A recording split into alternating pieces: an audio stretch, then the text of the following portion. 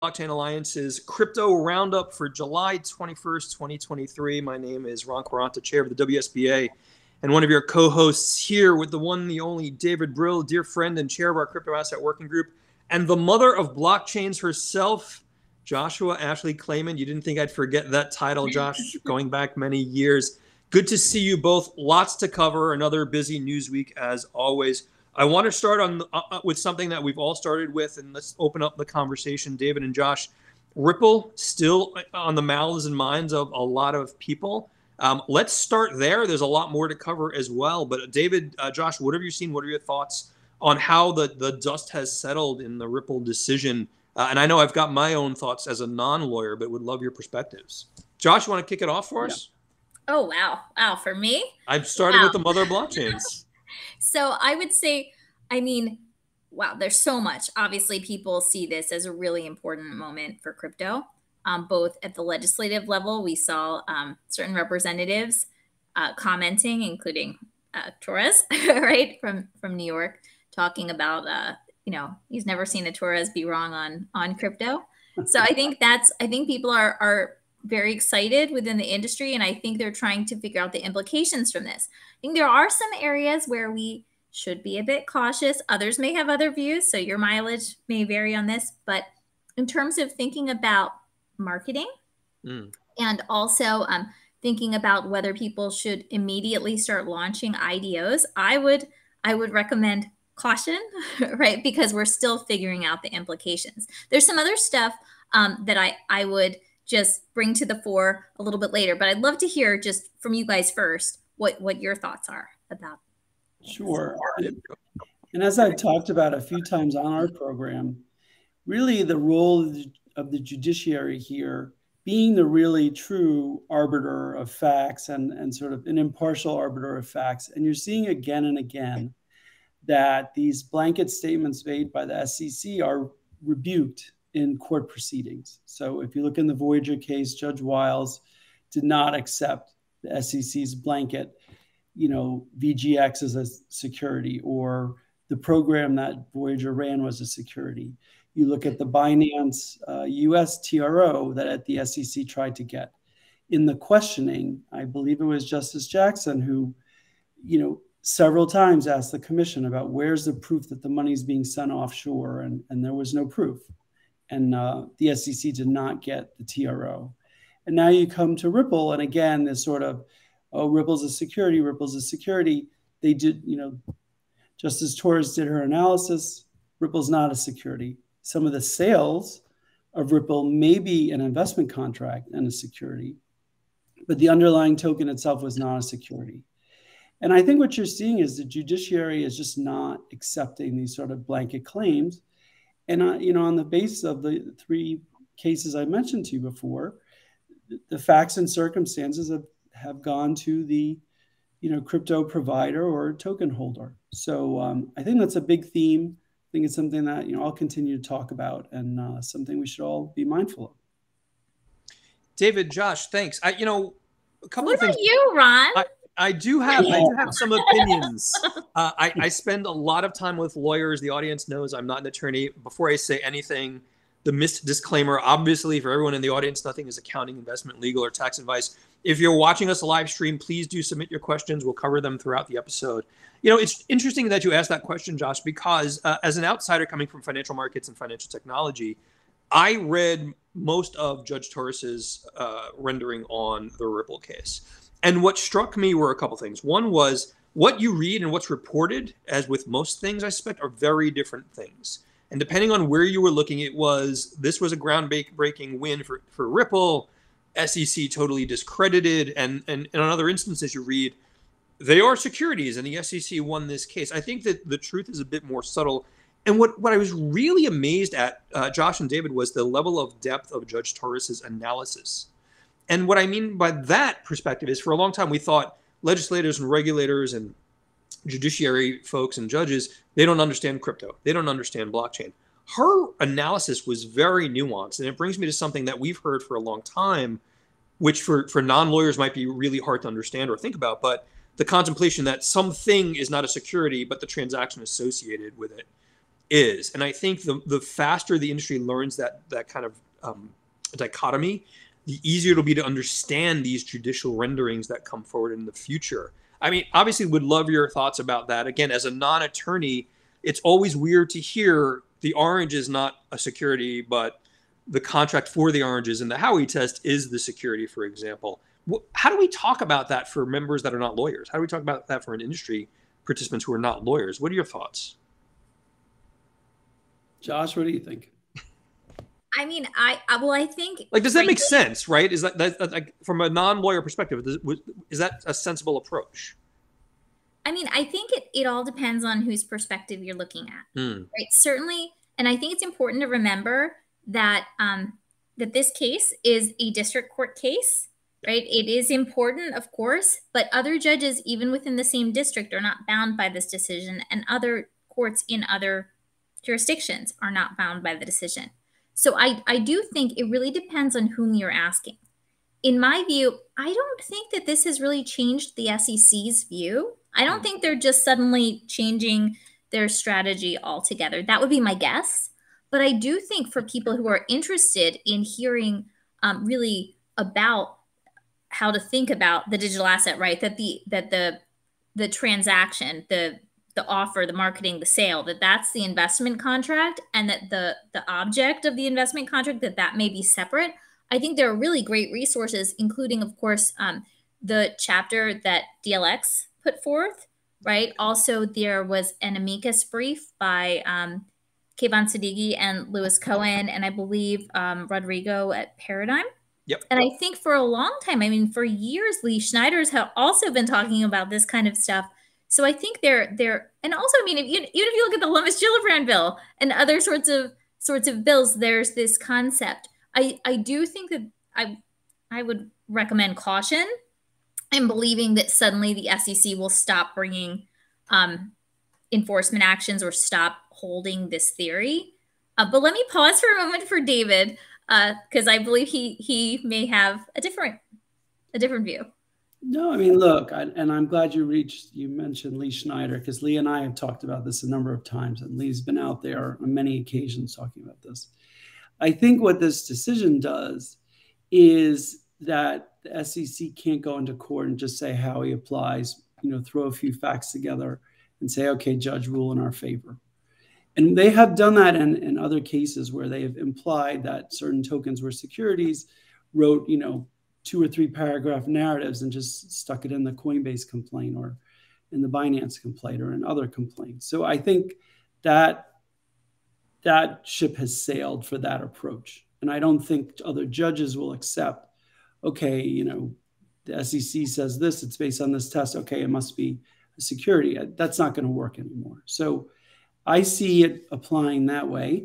Of course, I agree with Josh about the limited applicability right now. But I also think, Josh, that I think, other judges, especially in the Second Circuit, will read this case and really think long and hard if they have a different view about why their different view, if they have one, backs up versus this well-reasoned approach that's been taken. And I think with the other courts too. So I think the presumption that a token is a security that the SEC's been, speaking into existence, I think that decision has blunted that. And so I think we're going to need to see much more thoughtful, fact-driven analysis before saying that other tokens are securities. Yeah, and sorry. No, go ahead, Josh, and then I've got a quick follow-up. Sure. So a couple things. One is, of course, not in federal court, but at the state level, we do have that ongoing case that the New York AG brought against KuCoin, where they alleged in shorthand that certain tokens, including Ether, were securities, right? So to David's point, maybe this is something where we're actually, maybe they'll take a much closer look at those kind of allegations. I think also just in terms of other courts and actually the same case, one thing that is really interesting in timing, and I think that this shows the interrelationship of cases and facts and things like that and circumstances, is the Ripple securities class action that is proceeding in the Northern District of California. On June 30th, I believe, although it was reported a bit later, you know, what was a putative class action, securities class action, the class was certified. And so it's really interesting. I wonder if the same decision would have been made if the decision reached by Judge Torres in the Southern District had come out first. Because basically Ripple and the principals and certain other parties had challenged the certification, and the Judge Hamilton of the U.S. District Court for the Northern District of California had said that the class met the 4 requirements for certification. And what is really interesting is that one of the things that the judge said was that the plaintiffs had established that common class issues would predominate over individual ones. And Ripple had argued that the plaintiffs failed to demonstrate that they'd adequately protect the interests of the class because many of the proposed members didn't agree on the premise of the lawsuit. And some of them had made secondary market purchases as well. And this is something that was reported by Bloomberg Law in an article by Randy Love, the reporter. It was called Ripple Labs Crypto Investors Get Class Status in Securities Suit. Now, I did tweet about this at one point, and trying to think, Mark, I can't think of his last name, but he had tweeted back and basically said that he thought that, if he were, that basically the company likely would try to introduce, although not a litigator here, so imprecise wording, try to introduce the findings from the recent Ripple action into this other case. But it really, day by day, we're seeing, sands shift. I want to weigh in on that one thing. Just going back to Ripple real quickly, Josh, and thank you for this stuff talking about the class recognition in California. I think that's something that a lot of members in the industry didn't see timely, and I think it's important. Just looking at Ripple, I have interesting conversations with colleagues that are not lawyers, as I keep mentioning, that are focused on the crypto space from a trading investment perspective. And one of the commentaries what was interesting to me was, in the wake of the Ripple case, and Chair Gensler has basically doubled down on, we'll continue to prosecute where we see fit. And the industry response from some of these folks was, well, they'll just go after the smaller players who are legitimately trying to build businesses, but can't afford to fight the SEC. Do you both see that happening? And it really is precedent because it seems to be what had happened in the past, but maybe I'm oversimplifying it. No, Ron, look, I think the game plan in crypto has been to go after the small players who really couldn't defend themselves and didn't have the means to defend themselves.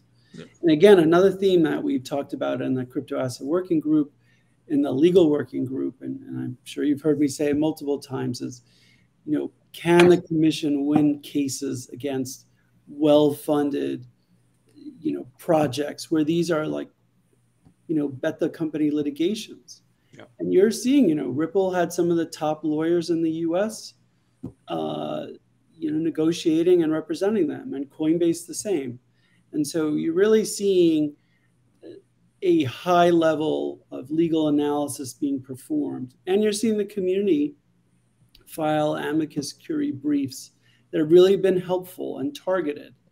And I think that, this is a lot of legal power to bear, to advocate for crypto's view on these issues. So I think you're seeing a much fairer fight, and you're seeing results in some of the cases that are more indicative of what the community thinks should be the results. And may I mention another thing, Ron? So I think one thing, and I don't know how much airtime it's gotten, but I do think it's an important thing. And again, it shows the interrelationship of these cases. One of the findings by Judge Torres, right, in the Ripple case, was that actually the programmatic sales, I know we went into this last week, but the programmatic sales were not those were not investment contracts, right? And there was no nexus to a security there.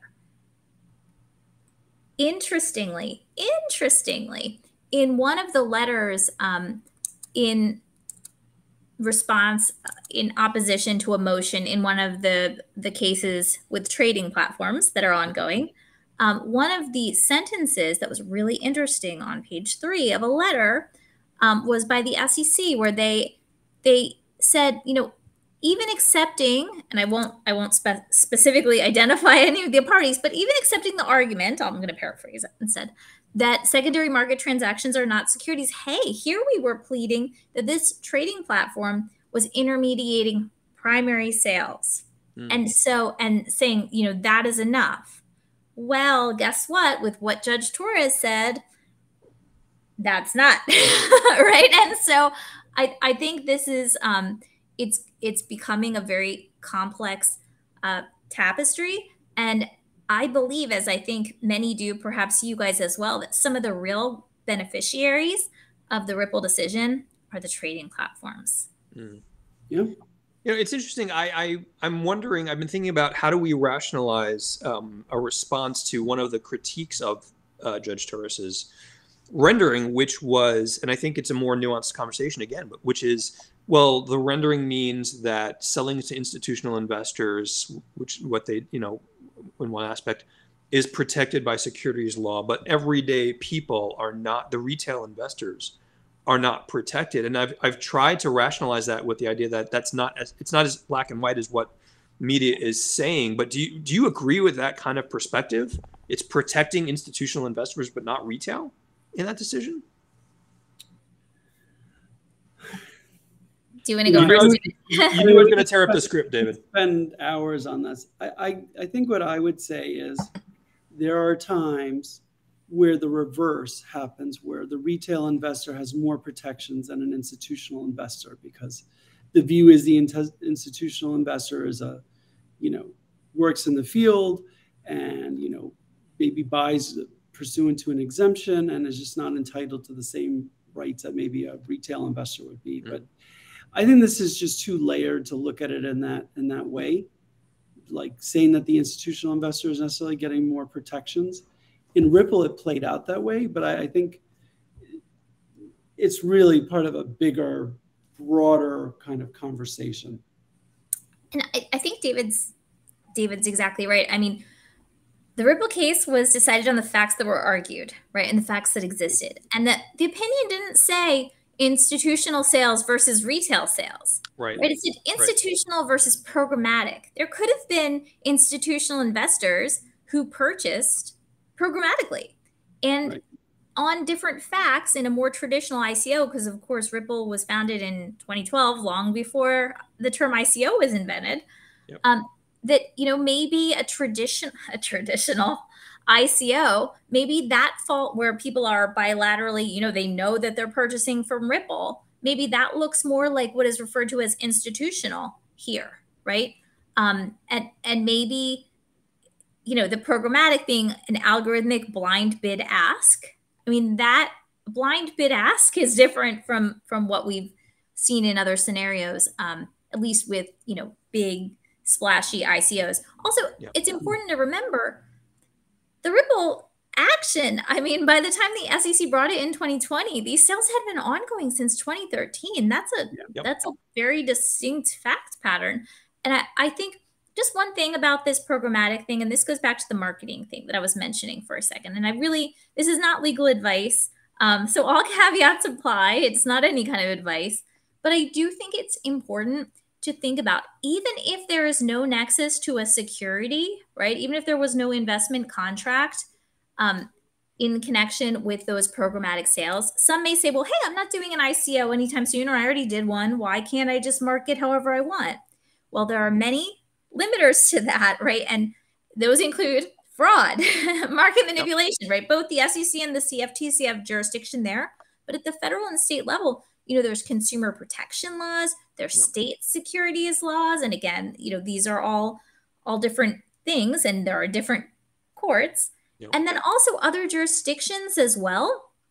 UK, Singapore, Dubai. I mean, the UK, some of the requirements, can result in jail time if you don't comply. So I think it's really important that while people are celebrating this decision, they not just suddenly think that this is a complete shift away from all laws governing marketing. There's still work to do in the space, right, Josh? Yes. I want to address Gregory Johnson's question. Thank you for chiming in, Gregory. Really appreciate it. Noting that we're not oversimplifying at all, which is good to hear. Regulatory purgatory in the U.S. has had massive consequences to SME Shout out to Rubicon Crypto as well. Simply put, the lawsuits have forced us into cold storage, which David Josh is probably its own session, because David, you and I have had very deep conversations on why is the UX so bad for so many people in the crypto space. But Gregory, good comment, and thank you for doing that. Last comment on the Ripple item. David, what's the over and under on an SEC appeal of the Torres decision? You know, it's really interesting because the SEC can't appeal the decision until it's finally settled on the merits. And so there's still outstanding claims that need to be negotiated or need to be litigated in court with regards to the fines for the institutional sales. So my sense is that the way the wind is blowing, I would be against, I think they may not appeal to the Second Circuit right now based on, especially if it's 2024 by the time that decision is made. You know, we may see regime change either in the Senate or in the, or in the White House. And we may see different players who are sitting in those chairs by 2024 also. Right, which highlights the importance of stakeholders in this space reaching out to representatives as well. And again, we're not lobbyists, we're not pushing for lobbying, but if you have a vested interest in this, participate in the process, and opinions like those are really important to put forward. I want to be cognizant of time, David and Josh, because the three of us, I think we've actually done this, have spoken for hours on specific topics. I'm hoping to see both of you at our networking cocktail session in New York City on Wednesday evening. The other word that's constantly kind of on the radar, David and Josh, is bankruptcies. And there's a lot that's been happening in that space. David, you've got deep experience in a lot of that and understanding. I want to kind of throw the ball over to you. And I really do want to throw out a warning to colleagues in this space from a bankruptcies perspective. David, we'll talk about that a little bit later, but bankruptcies are green fields for scammers. But David, what are you seeing in the bankruptcy space? And Josh, would love your opinions as well. So in the first instance, talking about the scammers, we've seen a lot of phishing letters or phishing emails go out to account holders at the various crypto platforms that are in bankruptcy. And so, you know, we just wish that everybody be really careful when they're getting correspondence and replying to it, that if anything looks a little strange or is odd to you or offering you some kind of bonus or things of that nature, all bankruptcy claimants are treated equally as a class. So nobody's treating you any more special in an email or for some reason, some correspondence. So please be careful of that. You know, we were talking about fraud before, and I think that was a good pivot into Celsius and Alex Mashinsky's CEO being arrested. And, you know, he was arrested for defrauding customers and misrepresenting the company's business model. So like Josh said, just because a token may not be a security doesn't mean that you should be misleading people and when you're selling it or making false claims. And, you know, I think the Mashinsky case is very interesting because he was so out there talking about how safe his platform was, how, you know, it was a safer alternative to banking and giving back to the people and a lot of rhetoric that you could hear on, you know, tens of YouTube channels. So I think this is very important that this occurred and that, you know, that there will be a criminal process here, because I think if, you know, the protagonists in some of these cases, and we've seen FTX, there's been arrests. If there's a massive fraud and the people leading the fraud aren't arrested, it really delegitimizes the process that's going on, A, to get money back to customers, and B, that justice be served for creditors. So I think this is an important, you know, day. And ironically, he was arrested on the anniversary of the bankruptcy filing. So interesting. It's something I'm watching. And also, and Josh had made this comment before, you know, Mashinsky still faces a New York AG fraud allegation as well. I'm curious to see how that plays out as well. So I think it's positive that, look, it's never positive that, you know, someone gets arrested and things of that nature, but it's positive that, you know, these allegations have been made. They've reviewed the examiner's report. You know, the creditors committee has weighed in and, you know, we're seeing justice done in this case. You know, I don't know the Celsius CEO, but to your point, David, you know, everyone's innocent until proven guilty, and we'll see where the proceedings for that go. But there is this sense in the marketplace that hopefully this wave of actions is pushing away the bad actors in the space, and I think that's true, and I think it's true because we all know, the three of us, we spend most of our days talking to the legitimate actors in the space, trying to build stuff either from a blockchain implementation perspective or crypto asset perspective as well. Josh, do you have any perspectives on the bankruptcy stuff that's happening and your thoughts?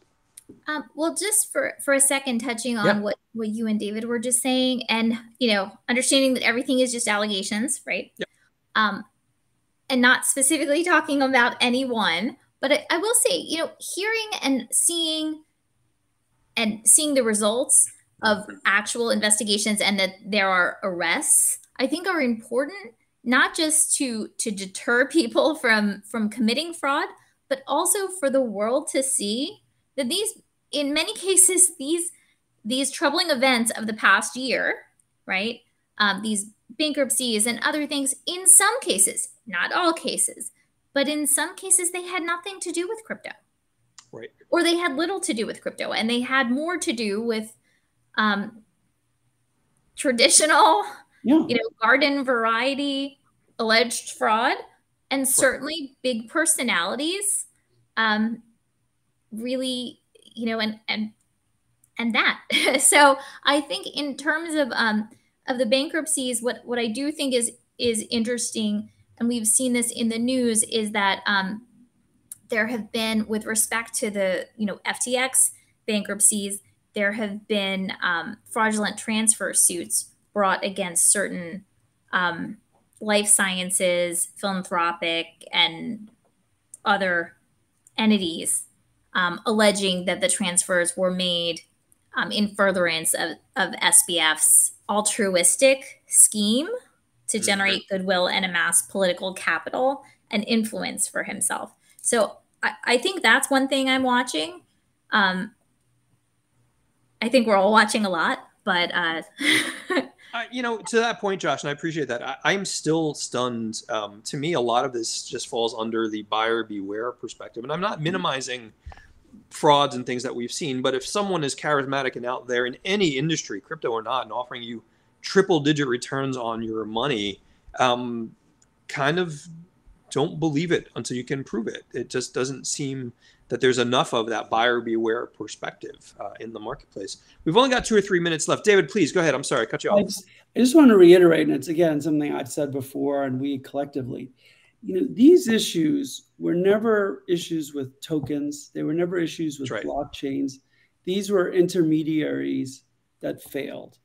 So I do think that sometimes there's this false narrative, well, crypto doesn't work, and all these bankruptcies and things like that. It's not that. The crypto works, the technology works. It's just our intermediaries failed. And so my hope is in that the next wave of intermediaries, doesn't do lending, or just takes a different position on different asset classes and how they handle it, so that these mistakes don't get repeated. That segues us into a wonderful self-serving commentary, David. But certainly the work we've all done on the WSBA Crypto Industry Principles, that you both know that we every week have a session where we broadcast understanding the industry principles. Those industry principles, which are regulatory agnostic, venue agnostic, David, to your point, is really about standards of behavior and operating in the space in the way that aids customers and prevents some of the things that we've seen in the industry happening. Always a busy week. I know we've both got all three of us have a lot of stuff going on. I just want to talk a little bit about what we're looking forward to next week. David, you want to start? What are your thoughts about next week? We've got a lot going on, you and I as well, but tell me what you'll be looking forward to. Well, besides any new news that comes out or more digesting of legislative bills being proposed, I'll be really watching to see if Bitcoin can hold 30,000. If it doesn't hold 30,000, we could see some kind of sell-off. So I'm really curious to see.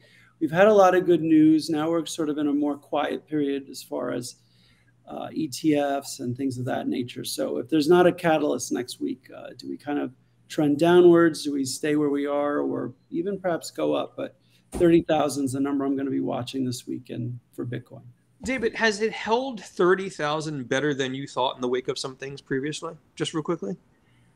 I thought that there was going to be more momentum going into the market. And I thought that we might see us, go into 32, 33, 34, and people buying altcoins that had been previously referred to as securities. What's been the counterbalance is that the Bitcoin miners have been selling quite a bit of Bitcoin at 30,000. So that's been the counterbalance. Interesting. Josh, what's your week coming up looking like? How does the mother of blockchains prepare for the upcoming crypto and blockchain week? Well, first I get on my dragon. Then I burn down the city. No, I'm just kidding. No, but so I'm honestly not sure what my calendar looks like at this exact moment. But what I do know is that I'm going to be doing a lot of reading. So in addition to catching up on the bills, like David said, certainly we had the McHenry-Thompson bill, market infrastructure bill be reintroduced or introduced instead of a discussion draft. Definitely looking to dig in further to that. But also I'm really interested in some reports that came out this week that I have perused, including, for example, the FSB, the Financial Stability Report, the 2 reports that came out, including 9 recommendations. So I'm also just in the coming weeks very interested in some of these international standards updates. I know many are eagerly awaiting or less eagerly awaiting, but the IOSCO report, policy recommendations for crypto and digital asset markets, the full report will be coming soon. My impression is that it is focusing in part on DeFi. And September 2023 meeting of the G20 heads of state and a combined IMF FSB report will be submitted to the G20 nations ahead of the meeting. And then the Basel Committee report. So not all of those are out yet, but I really think what we're starting to see is a real move towards some kind of, I don't want to call it harmonization, but at least consistent standards, right? And I will say this, though, my one caveat with this is that it's just important to remember that the US regulators also are highly involved in these international report writing and bodies. And so notwithstanding that some other jurisdictions may be viewed as more friendly than the US, I think that the US regulators are going to have substantial influence in how some of these reports come out. Josh, I'll be doing likewise, and it's interesting. All of those reports, I think the 3 of us see overseas and here within the United States, actually answers a question that we've had for a long time. So the 3 of us remember back in the day when politicians and regulators in the States would say, no, Bitcoin and crypto are going away. They'll be in the trash heap of history. To me, this is implicit acknowledgement that, no, it's not going away. And we need to be prepared for it and understand how to make it work correctly. The other thing I'm going to be diving into a bit more is NASDAQ's decision to pause the development of its crypto custody platform, which on its face is not great news, particularly given the conversations around the importance of custody with separate entities. But hopefully we can add that to next week's agenda. I know we've got a bit of a hard stop. David, Josh, always a pleasure. For all of you who joined us, thank you so much for watching. If we didn't get to questions you wanted to submit, send us an email, info@wsba.co. David, Josh, have a great weekend. I'll see you both next week. Great. Take care. Ryan. Bye-bye. Thanks. Bye.